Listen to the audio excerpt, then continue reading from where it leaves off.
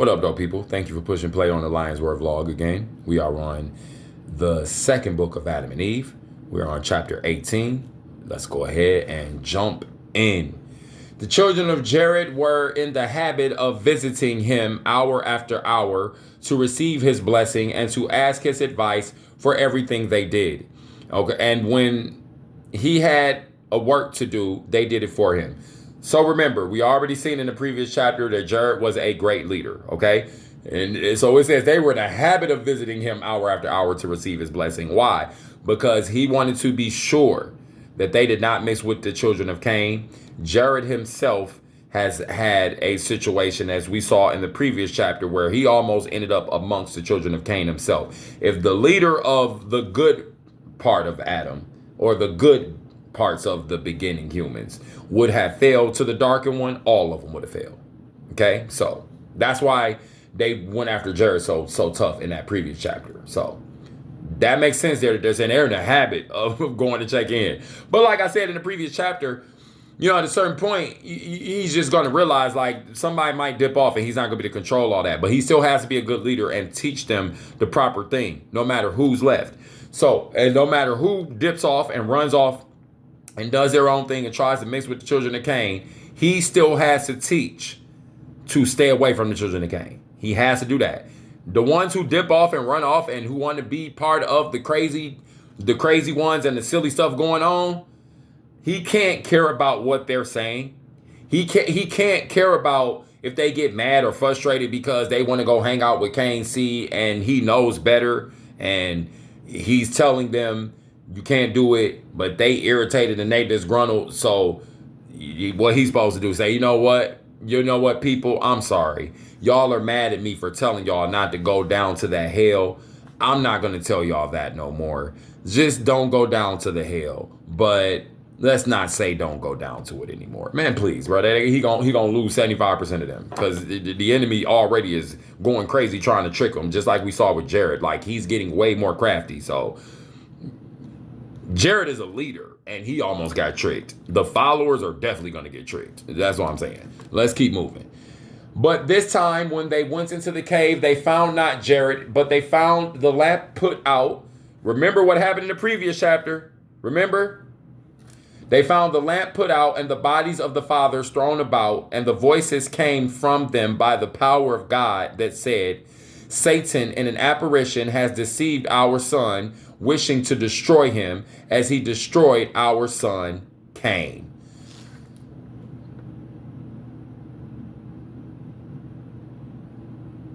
I'm going to read that one more time because that's deep.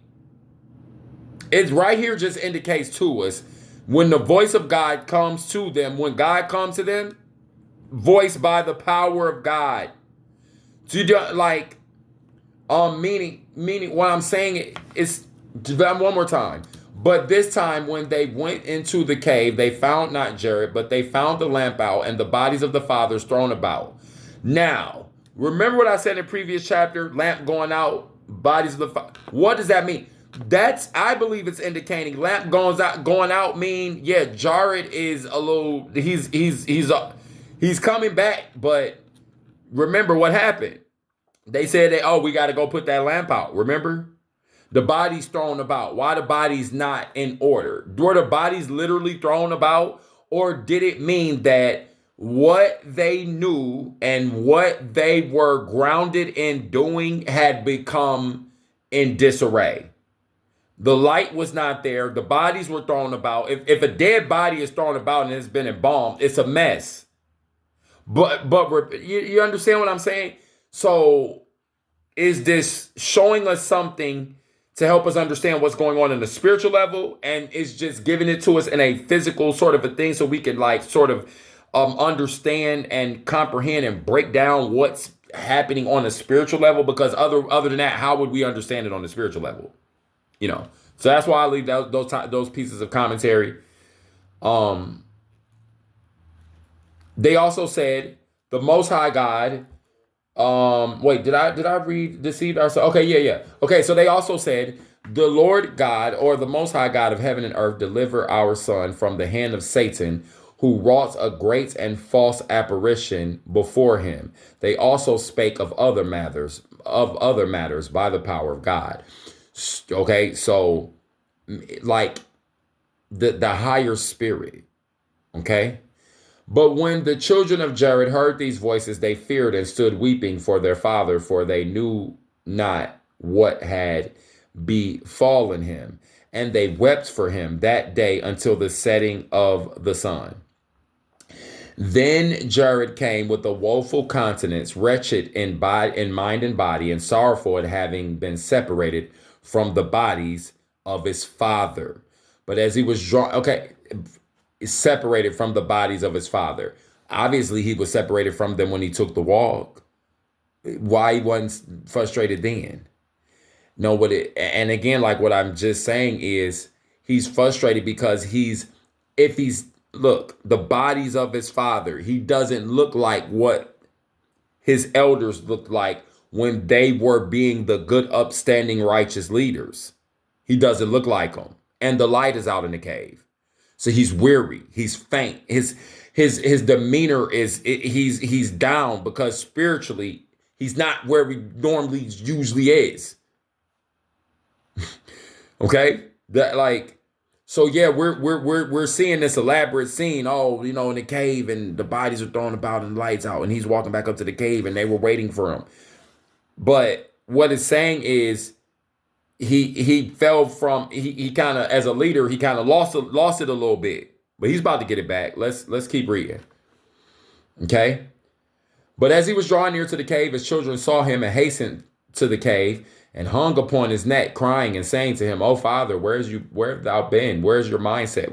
We've missed this in you. Where have you been, and why have you left us?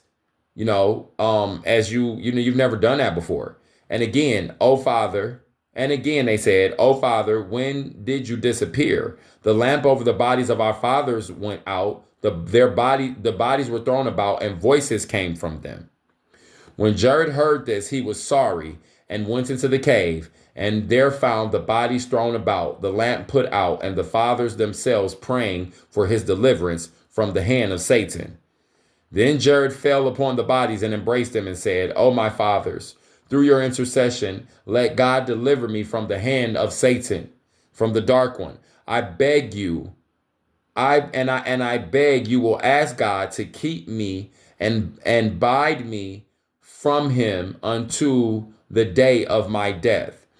Then all the voices ceased, save the voice of our father Adam, except the voice of Adam, who spake to Jared by the power of God, just as one would speak to his fellow, saying, "O Jared, my son, offer gifts to God for having delivered thee from the hand of Satan. And when thou bringest those offerings, so be it that thou offer them on the altar which I did offer.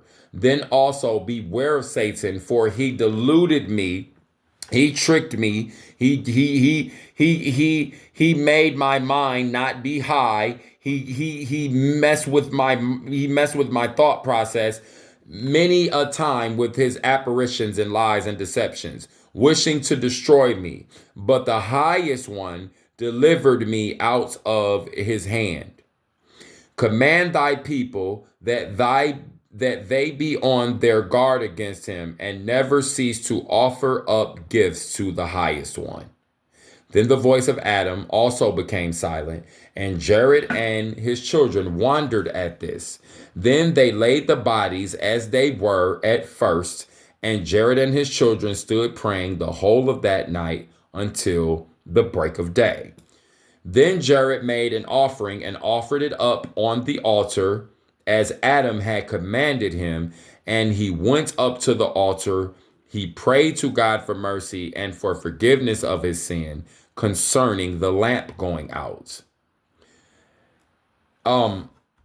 So again, this is not, and then then there's one more verse, but like the forgiveness of his sin concerning the lamp going out. So the fire, so if there's a literal lamp and the fire in the cave and it goes out, is that the thing that caused the sin?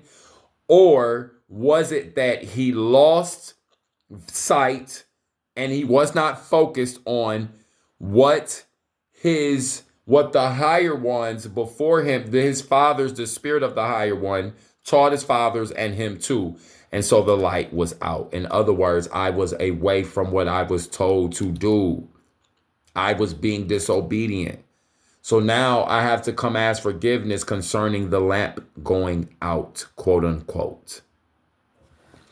Then God appeared unto Jared on the altar and blessed him and his children at the high place. The altar is a high place. Blessed him and his children and accepted their offerings and commanded Jared to take of the sacred fire from the altar and with it to light the lamp that shed lights on the body of Adam. We see now? We see now? I'm not asking you, are you see now? Like, did you forget? Do you forget a lot? I'm saying, or like, do you think that, you, I'm not saying if you see now. Do you see now what I'm saying? Took the sacred fire from the altar, the high place, where they just got blessed and told and forgiven. Now, hey, go relight the fire of thy father Adam. Meaning what? Get back on what you're supposed to get back on, bro. You tripping. You let this dark one get you out here tripping in your mind and in your heart and all in your balls and everywhere else and wherever else you might be tripping at. Get back. That's what it's saying. That's the end of the chapter right there. Ain't nothing else to say. If this, and I know it's only been like 12 minutes. I think it spoke for itself.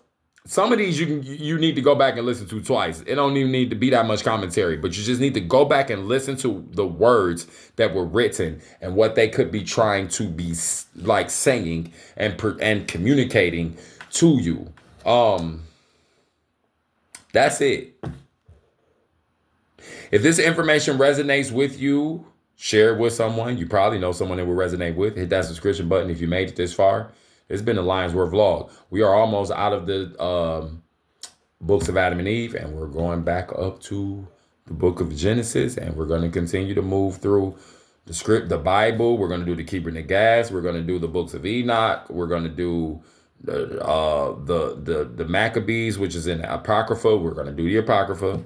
I got the books of Mary of Magdala. We're going to read that. I got books about, I have a really dope book about the books of Mary of Magdala. We're going to go through that and kind of, go over that. I don't know if I could read that book online because it might be copyright type thing, but, it's all good. We're going to keep it pushing. This has been the Lions Word vlog. Thank you for tapping play. Y'all be blessed. Peace.